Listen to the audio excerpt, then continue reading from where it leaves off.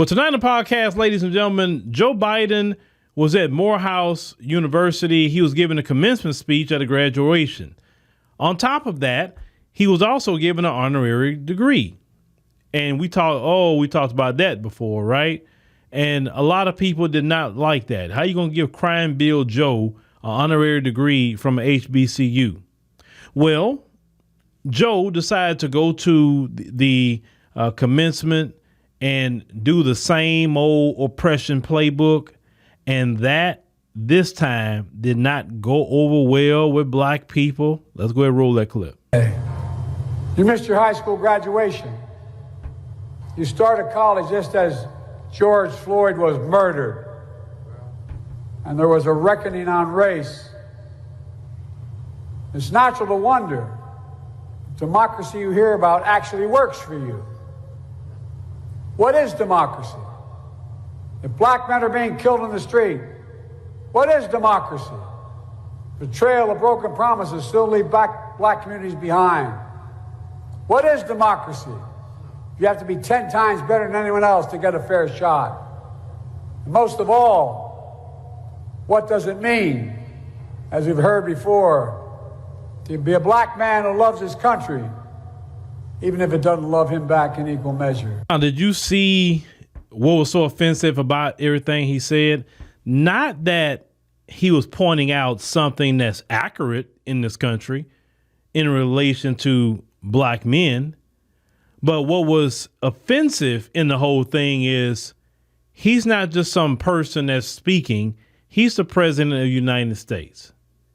You mentioning George Floyd and a reckoning on race, and this country is no different than when it was before George Floyd lost his life. You've been in the seat of power for going on almost 4 years, and you have not improved the lives of black men whatsoever. This is why black men are not want to vote for you, sir. That's why. You saying that black men have to be 10 times better. You literally describing the system of racism, white supremacy. What have you done about it? Why are you telling black men that if you're not going to do nothing about it, Biden? You mentioned that if we love our country, the country don't love us. Okay, why is that? What were you going to do about fixing that? Well, if you cared about propaganda against black men in particular, you would address that sort of thing, because propaganda creates that, right? Racism creates that. So you're playing this oppression playbook and try to, I guess, garner emotion out of us as black men in particular. It's not going to work because it's extremely offensive that you're doing that. It's kind of like somebody telling you, oh, you hungry. You haven't eaten in 3 days. And, you know, you're not just eating, and it's wrong when I got a buffet that I can come invite you to and end that hunger. And you know I got the buffet, but yet I'm going to be sitting up here addressing your hunger and not going to tell you, hey, man, I got plenty of food over here for you to eat, man. Go ahead and get you some food and take you some home, too. Take all you want. That's what equivalent to what Biden just did.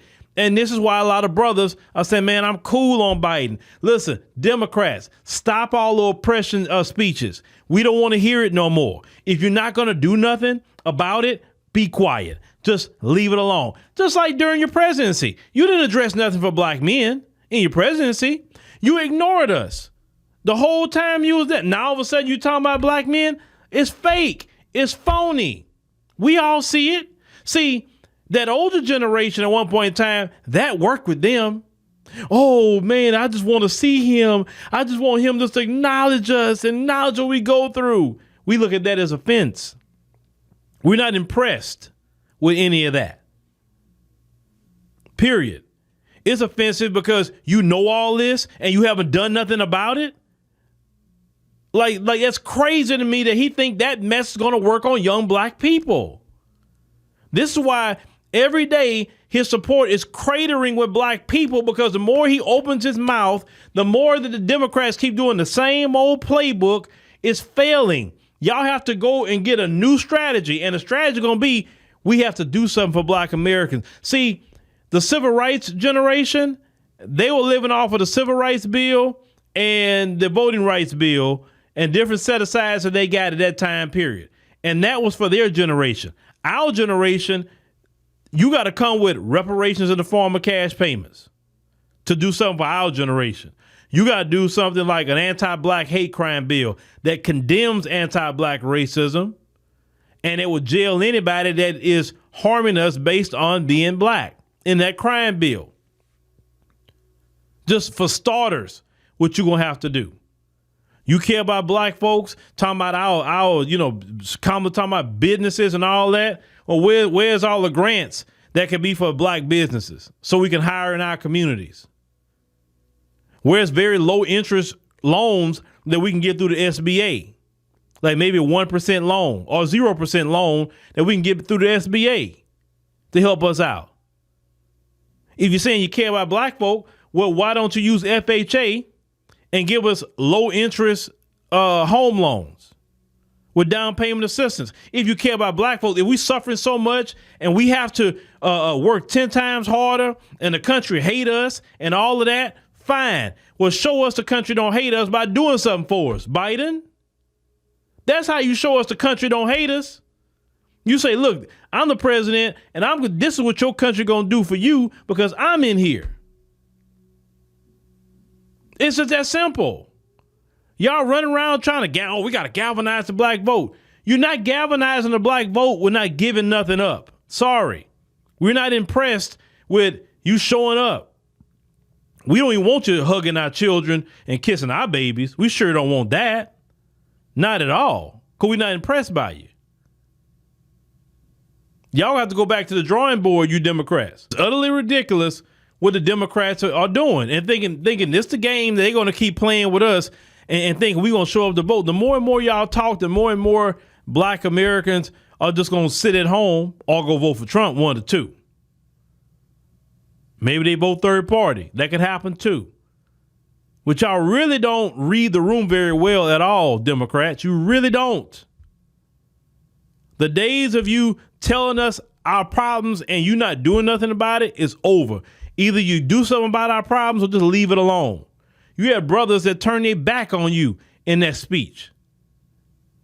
I know you wasn't used to that. Brother's not feeling you, man. Sure, some of the Democrat shields feel you, but that regular rank and file brother who's out here trying to make it every day, who's trying to feed their family, man, they not fooling with you because you're not doing nothing for them. Telling us America hates us. Duh. But let's call it what it is. America as a country don't hate us. It's racism, white supremacy coming from your community, President Biden, is the problem. The country of America ain't done nothing to nobody. It's just a country. It's the people who's running it. It's the problem. That oppression speech was so offensive. It was extremely offensive. But I'm so happy black men are waking up. Black men are waking up every day. I'm proud of black men, how they're waking up. They're not falling for the BS. They're not allowing their family members to shame them. Let me tell you about them family members, ladies and gentlemen. You're going to have family members telling you, oh, my God, you're not going to vote for Biden? What's wrong with you? We're Democrats. That's what we do. No, that's what you do. I vote for whoever I won't vote for, or I choose the couch. Some of your family members may be like, what you listening to that guy for? Because I want to, and because I'm actually learning something over here. That's why I'm listening to it. Because do you want me to sit up there watch MSNBC or MSDNC with you all day? Or DNN? You want me to watch that with you all day? No, I'm not. And I ain't got time to sit down and watch no TV. That's why we do stuff on our phones. We can do it on the go. But don't let your family shame you, because they're going to, trust me, y'all should be way past shaming. Shaming don't work with me. My family already know. Don't try it. They already know. I'm Phil, just have his mindset. It is what it is at this point. But don't let your family shame you. I don't care if it's your mama, your daddy, your auntie, your grandma, and all of them say, look, grandma, you vote for who you want to vote for, that's fine. They say, if you don't vote Democrat, you can't come back over here. Well, you know what? I just can't come back then. I say, and this is how I would tell them.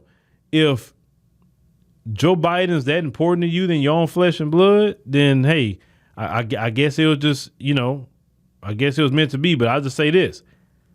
He would have sacrificed his family for you.